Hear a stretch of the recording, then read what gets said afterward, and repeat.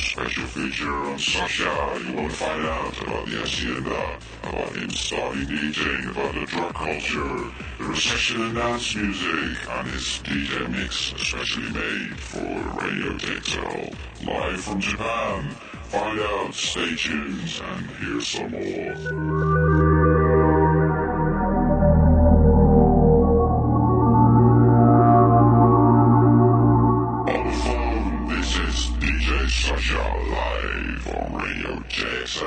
What I want to discuss with you is basically, how all the things started for you in the Hacienda in Manchester. Like, when did you, decided to move up there to Manchester, and just how did you get to DJ in that club? Well, basically, I was at school in Wales, and I was really bored out of my mind. We were basically going to Manchester every weekend, to go out. Not every weekend, but we were going up there regularly to go to the Hacienda. This is kind of before acid house really kicked in, in like 1987 when Jack Your Body was like in the charts and everything. Chicago house was big. So we'd go up to the Hacienda whenever we could, and our local nightclub in Bangor in North Wales would like, whenever we'd go out, they'd always have like an hour section of the night where they'd play house music, and that's all we listened to. We bought all the first house albums, and then I just dropped out of school, and it just seemed like the natural thing to, the natural thing would be to just move to Manchester. My friend had a flat up there, and that was that. But I just watched the movie 24 Hour Party People, and it brought back so many memories. It just really made me feel a bit weird watching it. My whole... It's about the Hacienda, right? Yeah, 24 Hour Party People is about Tony Wilson and the Factory Records and New Order and Joy Division and the Happy Mondays and the whole thing behind that. And then, about halfway through the movie is where the Hacienda thing kicks in. And, there's so much stuff in the movie that it's like a blast from the past. Yeah, man, it was really crazy to see it. In a good way? Yeah, but it kind of made me feel quite emotional watching it. It's just, it was it was where I started. I started DJing there. I sort of grew up there, and it was really interesting though in the movie to see all the background stuff, what was going on behind the scenes, all the stuff that I didn't know about when I was at Oh my God. All the financial problems they were having and all that sort of stuff was just, we weren't aware of that really until the end of the Hacienda. We just thought it was one big party, but then to see what was going on behind the scenes was really quite shocking. But it's just, it was really lovely to watch it. I'm really happy someone made that movie, because I think I've got a part of my life on film, but for many people already it seemed like a forgotten time period as well, and a forgotten scene. Yeah, definitely, but I think it's... Tony Wilson says it in the movie that was the birth of the rave, kind of the rave culture, which developed into the club culture, that's where it happened. I mean, there were club nights happening all, in different parts of the world. New York, London had a scene, but it was kind of Manchester where that insane kind of rave thing kicked off, the illegal parties going on and all that sort of stuff, and the Hacienda was at the core of it. Without the Hacienda, there would have been no rave culture. There would have been no cream. So many people that came out of the Hacienda ended up going on to be important people in the club culture. Like Local Brothers were part of it. But was that the same time period when you started experimenting, DJing records? Yeah, no, I started, but as soon as I went to Hacienda, I started buying records, and then I just got somebody needed a DJ for a club night, and I said I could DJ. I'd never even touched records. I turned up and I didn't know what I was doing. I thought the pitch control on the Technics were the volume control, and I must have been so bad. But it was an excuse to get all my friends into the club for free. So it started off there really. But then I eventually saved up to get some money for my own record decks, and that was that really. It's just I started doing parties around Manchester. I could never get like a residency at the Hacienda. It wasn't till I got the odd show there. I used to get phoned up if somebody would cancel. I would get to play there, which was amazing. I never got to be a resident there, but I got to play there quite a lot on different nights. But it was an amazing thing that was going on in Manchester back then. There was just, I guess the stars aligned. Something happened in Manchester with music, and everything just connected together. It all clicked together in 1988. It was incredible. Well, were you also in bands before that? Say that again? Were you also into bands before that? I mean, like musically? Yeah, I was into music. It wasn't till I got into electronic music that I really became obsessive about it. Though, you know, I always listened to the radio and bought albums and stuff, but I never collected really crazy amounts of music until I started getting into electronic music. But the thing about the Hacienda is, it's like, when you talk about electronic music now, it's so genreified. You know, when people pigeonhole music, the electronic music, they just, you know, it's so, people have got a preconceived idea of what that is. Back in the days of the Hacienda, you know, in one night you would hear like acid house records, gospel house, hip hop. Sometimes they'd finish with, you know, Carly Simon Wild or Don't Look Any Further, Dennis Edwards. You know, and you'd hear all this music in like a 4-hour period. Yeah. You know, and you'd hear, that's gone now.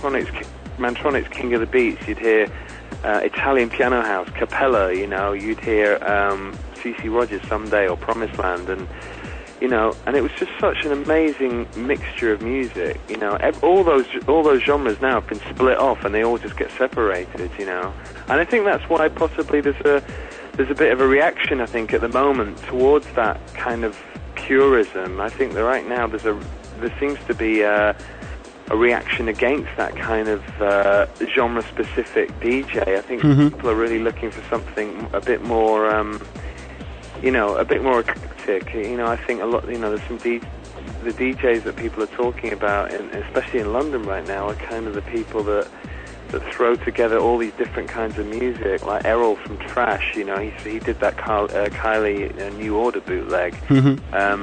And, you know, he throws together loads of different kinds of music, but it's exciting to listen to, you know, and I think that, you know, I think people are looking for something different right now, but I think, you know, things have definitely got very, you know, sectioned off, and it's just, I don't know, I think there's certain music for certain clubs, you know. I think that if you're in a dark room in New York with a phase-on sound system, you want to hear that kind of progressive sound, you know, but that definitely doesn't necessarily work in a VIP area where, you know, or in a smaller club where you can get away with stuff, or you know, for example, trance music still really fucking works with you know, when you've got 10,000 people in a field. Yeah, exactly. Yeah. You want to hear those breakdowns, you want to hear that uplifting, you know, and that stuff really works there, but it doesn't work in a, you know, in a sort of like a lounge club environment or whatever. And I think people are being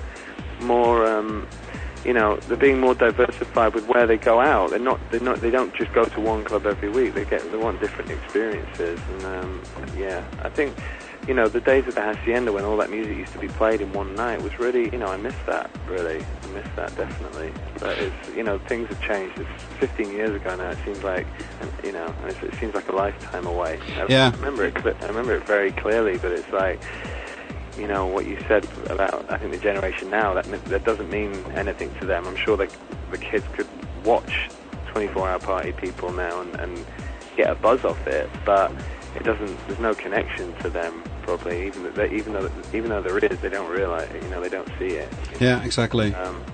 Because it was so normal, you know, but you know, in the 80s, you know, to listen to certain rock stuff and reggae stuff, and listen to Specials and Cure and, you know, Duff and you know, Kraftwerk at the same time. That was so normal.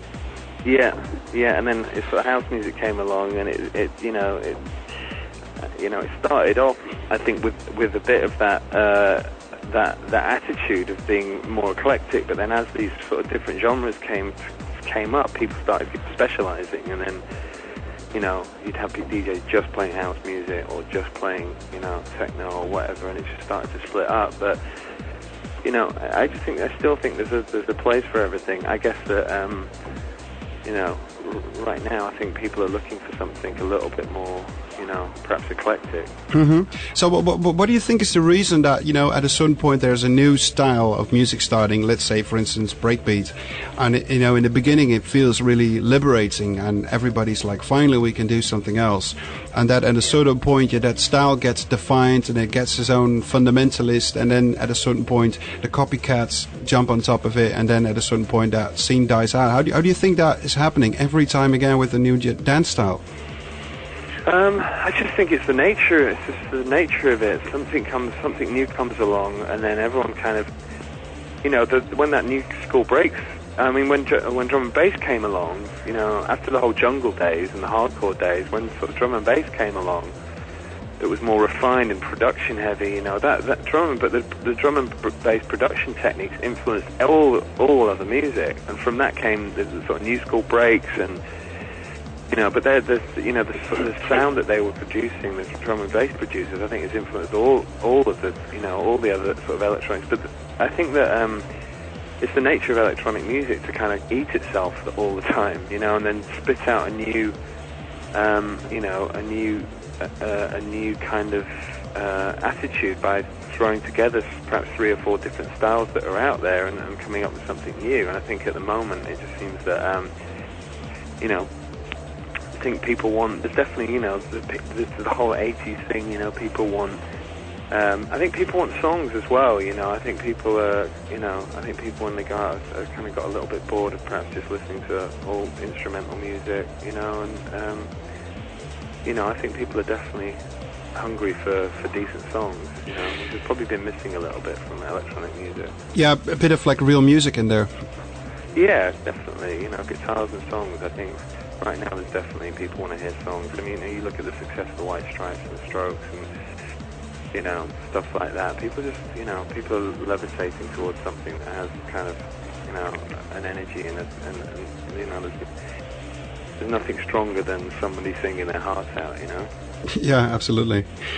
So if you can remember, if we go back a bit, it's like, what was the moment actually that you really, went out DJing, that people could actually book you as a DJ and you would just travel with your records and... I just started getting booked to do all the illegal parties in England, but that was just all, I was hardly getting paid any money for it, and it was all kind of really messy, and then, eventually kind of we set up a little agency in Manchester to kind of take care of things, and, we started getting booked outside of Manchester and Birmingham, and I started getting offers from London. But then I think it was when I got put on the cover of the Mix Mag for the first time. That's when all the international bookings started to take off, and I guess that's when it really started to hit home for me, because it's like I did my first tour of Australia sort of in like 1991, I think, and that was when I really realised, wow, this is really getting big, when I started to get offers in from all over the place, and then. Then I remember my first days of coming to Orlando in America and getting booked in America. It just seemed so amazing to me to be DJing in America. And but the press definitely helped. Being put on the cover of Mix Mag was probably the thing that kind of... Well, that was pretty new for that time anyway, wasn't it? Yeah, no, they'd never had a DJ. Funnily enough, Mix Mag is such a DJ magazine now, but they'd never had a DJ on the cover. They always put like mainstream artists on the cover that had dance remixes, like Lisa Stansfield or Seal or those kind of, or the Pet Shop Boys, the people that had a kind of electronic edge to them. They would be on the cover. I was the first DJ to be put on the cover, and it really changed. It definitely changed things. That was a whole new start in your career, yeah. Yeah. So, can you tell a bit about the Northern Exposure mix CD, because I think that is a quite unique milestone as well when it comes to mix CDs. I think there was something I really wanted to do, with John. We'd done our Renaissance CD, and we'd done sort of club-based CDs, but there was so much music around that I loved. Every time I went home, or every time I went to an after party, or I went home to play music after the club, I would always play those records, and we'd always listen to that music over and over again. The early Gorilla stuff, Rabbit in the Moon, all that kind of stuff. And I thought it'd be really fantastic to have all that stuff mixed together, and Future Sound of London and all that sort of stuff, to have that stuff mixed together onto a CD, I mean, when it came out, it got received really badly by the press, but then over time it became something that, you know, that everyone... More like a classic album. Yeah, I mean, people really, you know, I got voted, you know, best mix CD, but then I think remember when it came out, we got 0 out of 10 from DJ Magazine in the review, because I think they were like, this isn't club music, what the fuck are they doing? You know? Yeah. But that's what we talked about earlier, is that you wanted to set up with John more like a eclectic, you know, electronic album to listen to. Yeah, it was like suddenly, because we did the Renaissance CD, and then suddenly after that there were just so many people doing mix CDs that I just thought, okay, well let's try and do something that's a bit different, you know, that's gonna, you know, that's not just going to be a load of club records mixed together. That's going to be something that's that people are going to want to listen to when they get home, and they're going to want to listen to in their cars and stuff. So, and yeah, I think that one definitely stood the test of time, you know, the Northern Exposure one. But it's well, it definitely did, didn't it? Yeah. I'd like to do something like that again, though, you know, because since then there's been so much beautiful kind of music, you know, on that sort of tip, you know, some of the musical breaks and whatever, and I think that I'd love to, at some point in the future, put together another CD in that vein, but that contains music that's more updated, you know. Mm-hmm. I think it'd be a cool thing to do. I think it'd be a big project, though, because, you know, I think right now, especially, you could get away with going from like 100 BPM up to, you know, whatever. I think back then it was quite brave of us to start the mix CD at like 115 BPM, you know, with the sort of more mellow tracks, you know. But it has become a sort of standard right now to do it like that. Yeah, right now we could, you know, you could take it even further, you know. You could really, you know, yeah, you could take it a lot further. So it's definitely something I'm going to be working on in the future. So, as you know, at the moment you're based in America, right? Yeah, I mean, basically, I think I'm going to be sort of spending my winter time in America and summertime in Europe. You know, it's difficult to be away from Europe in the summer. There's so much great stuff going on, you know, with the festivals, dance fest, you know, Homelands, all that stuff. The clubs are great over the summertime at Ibiza. But yeah, being in London in January is pretty miserable. So. but how do you look at the UK now? If you've been quite away, you know, you've been there for a while, half a year or something. How do you look at the UK now if you come back?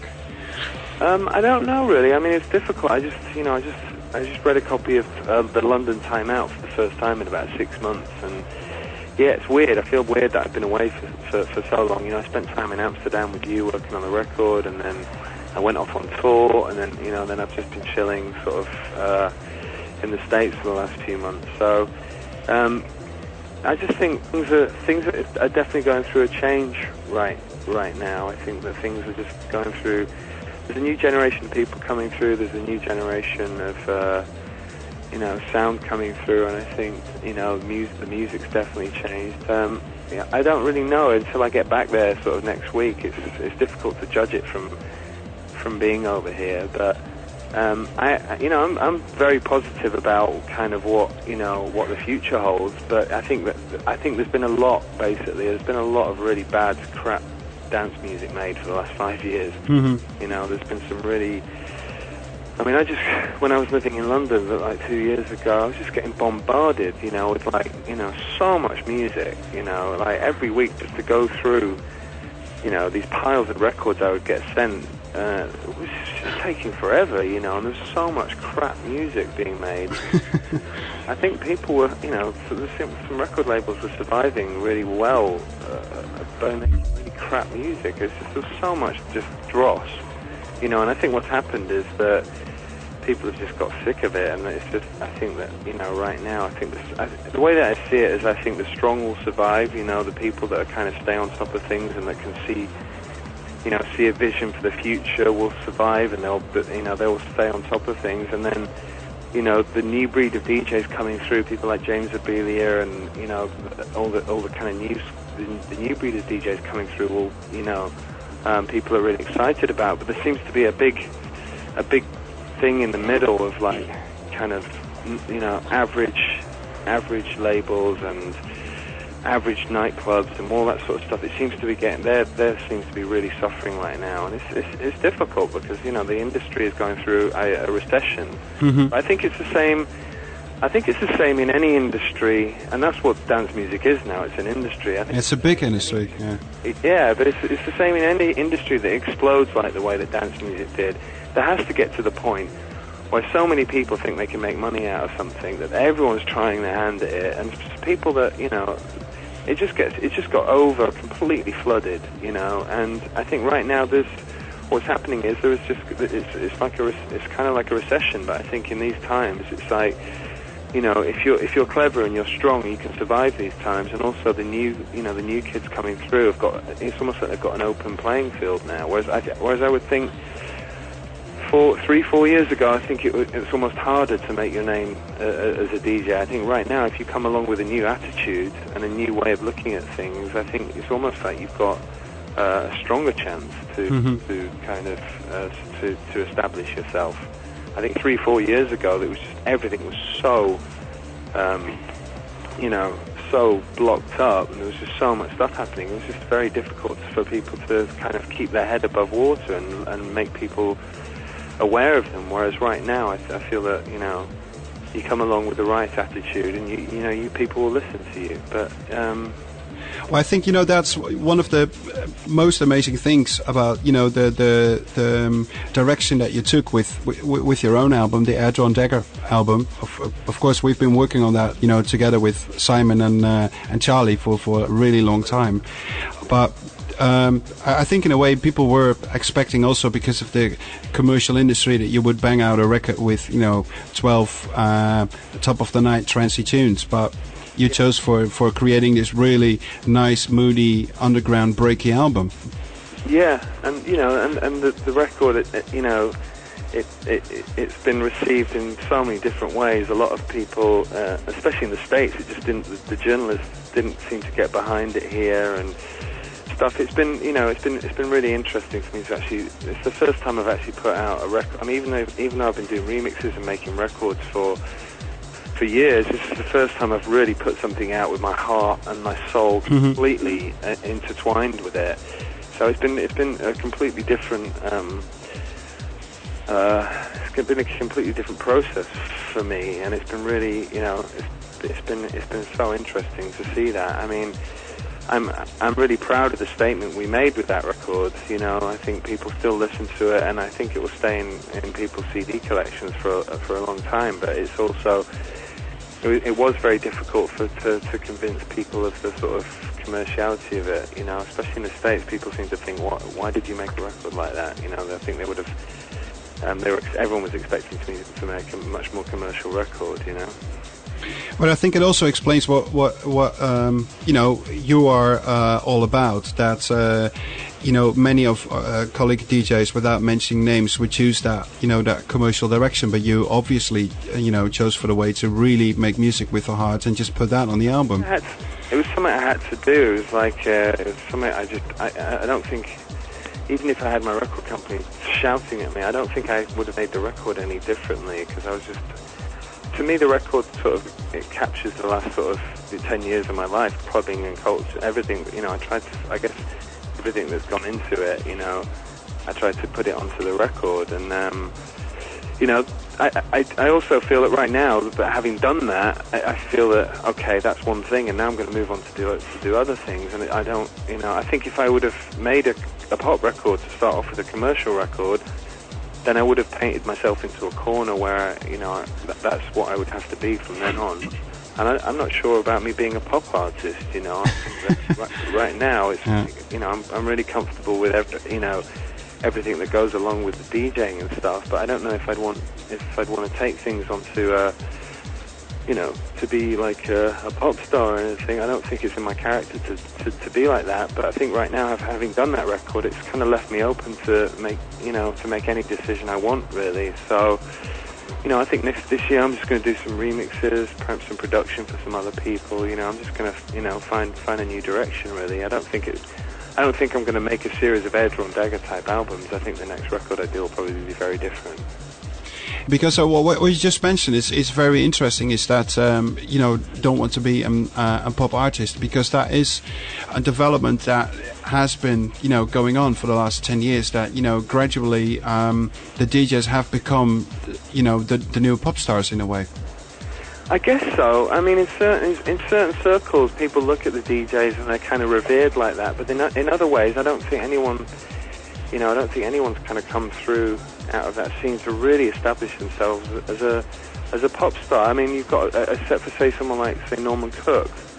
But you know, Norman Cook's record is very different to my album. Yeah. You know? I mean, he's you know, there's some killer.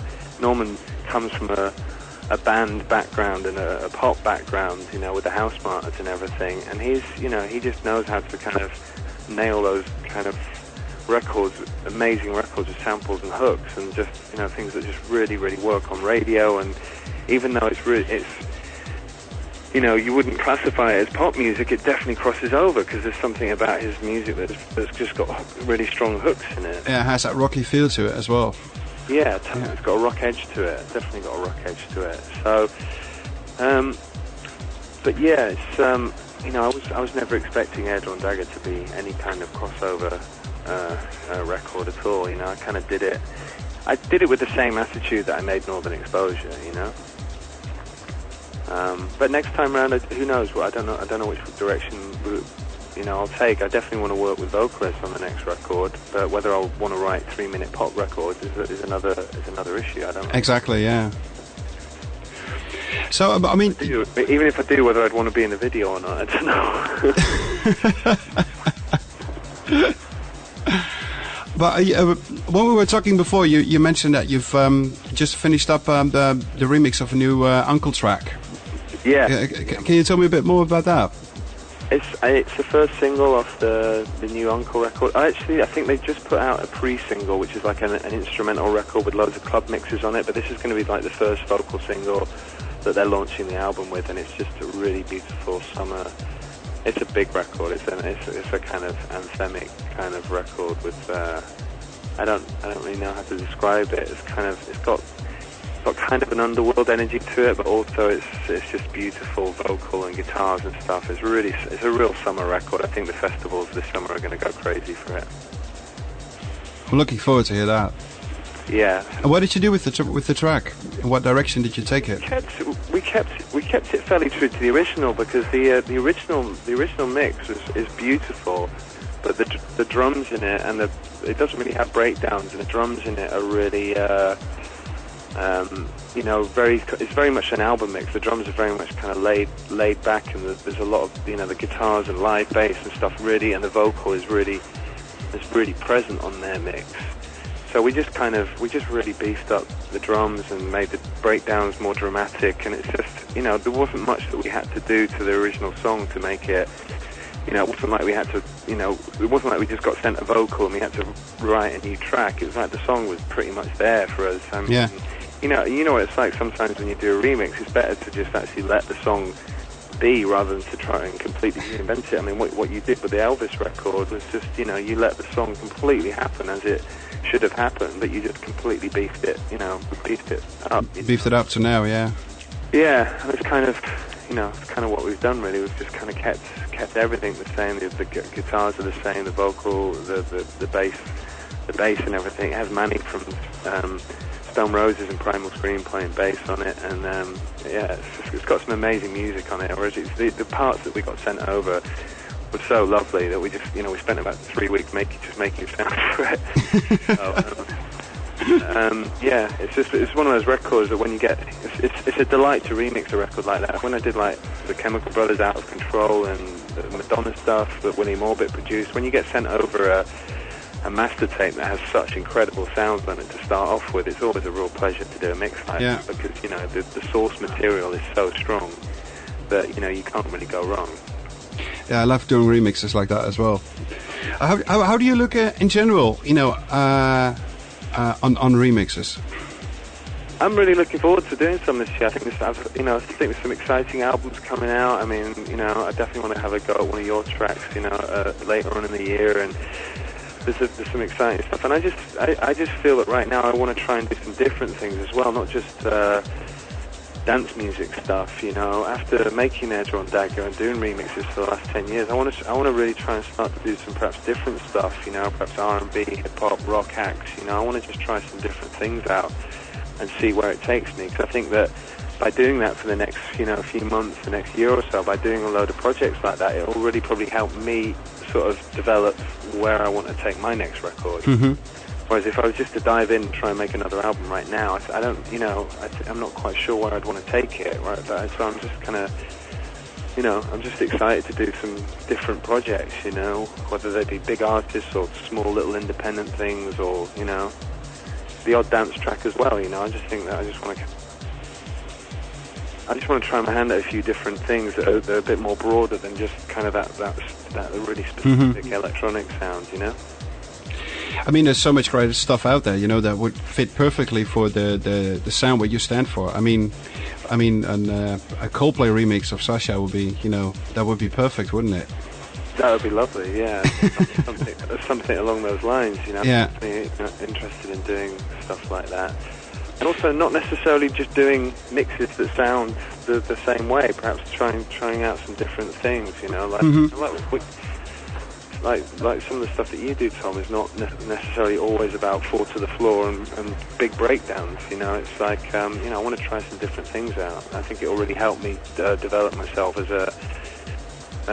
an artist as well. I mean, I put remixing on hold for a few years, because I think the last remix I did before this was Chemical Brothers, which is about three years ago. And yeah, that was 2000, wasn't it? 2001. Yeah. So I put remix on hold for a while because I just wanted to really focus on getting my records done. But now I'm kind of like, I'm really open for doing loads of different things. I think until I get a direction and an idea of where I want to take the next record, I'm just going to be quite happy just to do some mixes. I think that, it's kind of like the thing about doing remixing for me is that it's nowhere near as the amount of stress and pressure and emotional attachment that you have to writing your own music. When you get delivered a great song and people just want your interpretation of it, it's kind of fun. You can just give them back your interpretation of what their record is. Whereas when you're trying to write a song from the heart, it's there's a lot of emotions attached to that. So yeah, absolutely. So yeah, in a minute we're gonna listen to that exclusive DJ set that you did for Radio JXL. Can you tell me a bit about the tracks which are in that mix and why you chose those tracks? And well, this was recorded when I was DJing at the Electric Light Festival in Tokyo, which was my first sort of big show in Tokyo. I was really nervous about it. Kraftwerk were playing and wow. Express 2 were playing, and I'd been to Japan a couple of times, but I'd never really had a proper show out there, and it was just amazing. I was playing in a big room as well, so I was really kind of quite nervous about playing, but I played after Express 2, and they kind of left everything. Their last record was their Lazy record, so it kind of left me in a perfect place to start and do what I normally do. 'Cause sometimes at the festivals, when you're booked to play in a big room, the DJs that can be on before you, the acts that can be on before you, can be really banging it. So you have to play a lot faster and harder than you would normally do. But Express 2 kind of left things perfectly, where I could take them on. And there's some good music on there. There's the Underworld track, Dinosaur Adventures, was my favourite track at the time, and I was playing around with my effects units live and using Cycloops, which is a little looping machine, and I was playing around with TC Electronics Fireworks when I was mixing. I had it set up so that I could sort of send and return to the to the DJ mixer. So a lot of the songs I'm actually sort of playing around with effects while I'm actually mixing, which is a lot of fun to do that. So it was definitely a fun set, and the crowd went mental for it. And I hear some rumors that the Cow Panda is on there as well. I think it's on there too. Can you tell us a bit what that was all about? Because I know, of course, but yeah, well, yeah. No, basically, I was DJing for my birthday in September last year, and it was, we were just in the middle of kind of working on the record, on the record, and I was DJing on the terrace space with John Digweed, and basically John had just done a remix of Cowgirl, and I was at the studio with you, and you said, "Oh, these two records mixed together perfectly." You'd realise they were in the same key and everything, and then Yeah, basically, I guess as a birthday present for me, It was, yeah. you brought out the you'd done a proper re-edit of Cowgirl and Expander, and brought it out to Ibiza to me, and I played it on the terrace in Ibiza, and you remember what happened, because the whole place just went absolutely mental. It was such a perfect record for me and John to play together, and since then I've just caned it everywhere. It's just like, whenever I play a DJ set, people always ask me to play Expander, so a lot of the time I finish off with that version, because it's just... it's a party track anyway, isn't it? It never got released, and it's definitely a party track. Well, Sasha, thanks for being on the phone. Cool, man. Good talking to you. And thanks for all the info, and we're going to just bang out the mix right now, and I hope to talk to you soon. Hey, man, it's cool. It's good talking to you. It's good hearing your voice. It's been, Amsterdam seems like such a long time ago now. Yeah, it does. Like, I got such great memories from then, though. And, I just, stay in touch, man. I really hope things go well for you and the record. And you deserve all this shit, man. You work so fucking hard, man. And take a fucking holiday, definitely. I will, man.